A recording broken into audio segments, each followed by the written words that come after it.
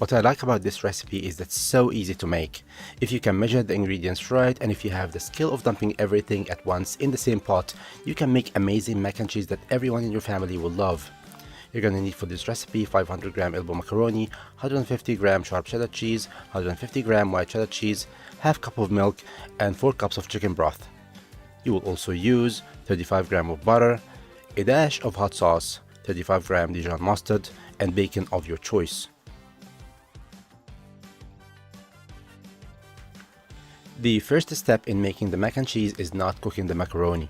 We want the macaroni to be very hot when the meal is served. So, we will start by cooking the garnish, which is the bacon in this recipe.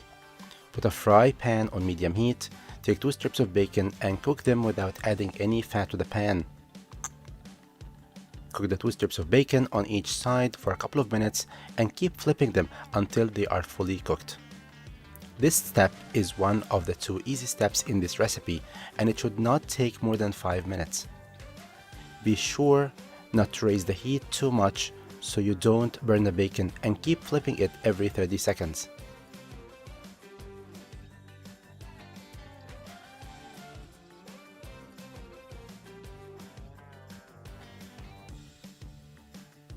No one is perfect. Sometimes mistakes happen.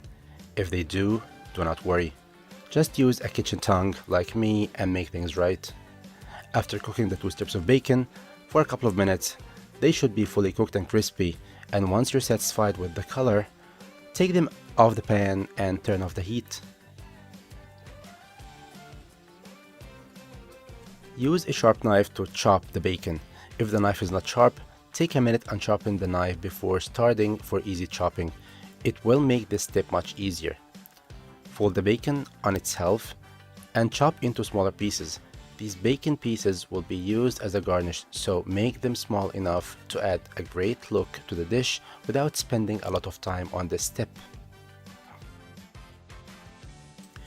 After chopping the bacon, use a small ramekin to save the bacon pieces for later.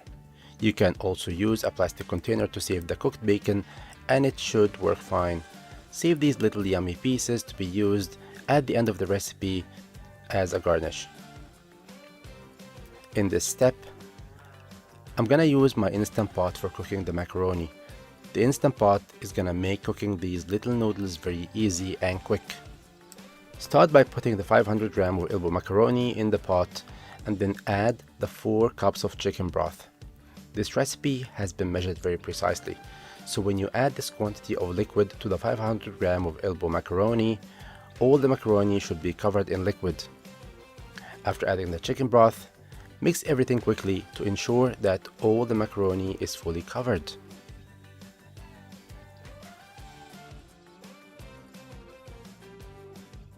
Now, close the lid, seal the Instant Pot, and go to the settings panel. Use high temperature setting to cook the macaroni on high temperature for 4 minutes only.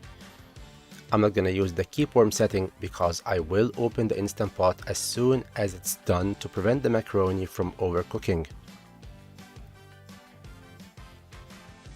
Now it's time to wait. The Instant Pot will take about 5 minutes to come to pressure and will cook the macaroni for 4 minutes.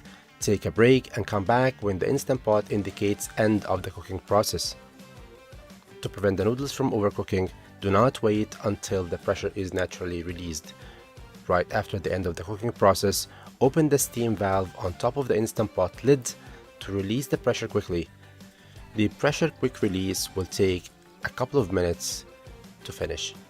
Once pressure is fully released, the lid will be unlocked and you can open the Instant Pot safely.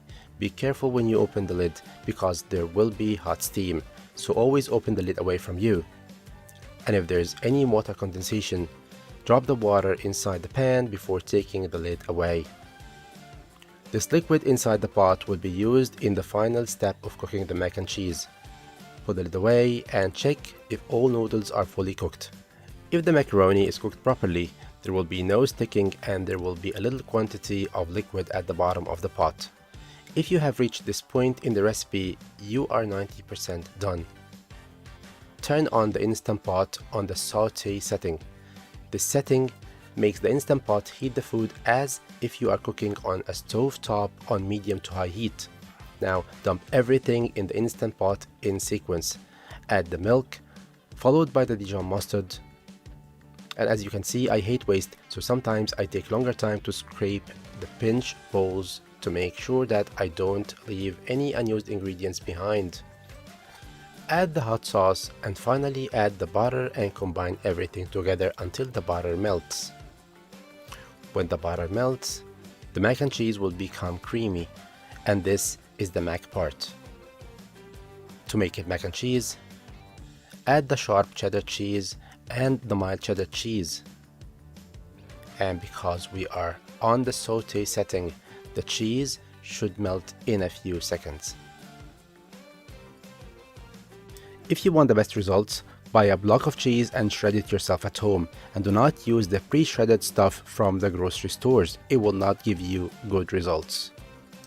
After adding the cheese, keep mixing everything together to make sure that the cheese does not stick to the bottom of the pot.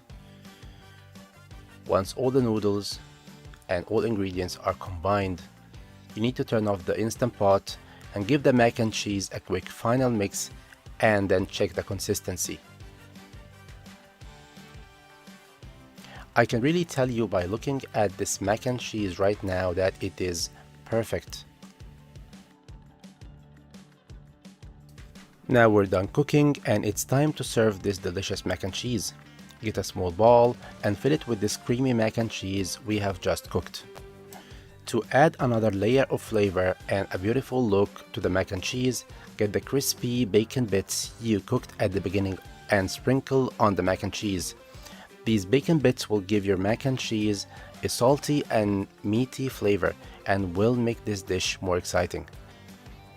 If you want your mac and cheese to be even prettier, get some parsley or any fresh herb you like. Add a small piece on top of the mac and cheese for garnish. This mac and cheese would be very creamy with saltiness from the bacon and a kick from the hot sauce. This, in my opinion, is the perfect combination for the best mac and cheese that you can always make in a few minutes. Now it's time to taste this amazing recipe. I should tell you before tasting the mac and cheese that it smells amazing. The taste is incredible, and everything in this recipe is perfectly balanced. I really can't stop eating it, and I can't tell you how good it is. Please tell me in the comments below what other ingredients would you use to make your mac and cheese more delicious and special. I will try your recipe and tell you my opinion in the responses here or on Food Basics Reinvented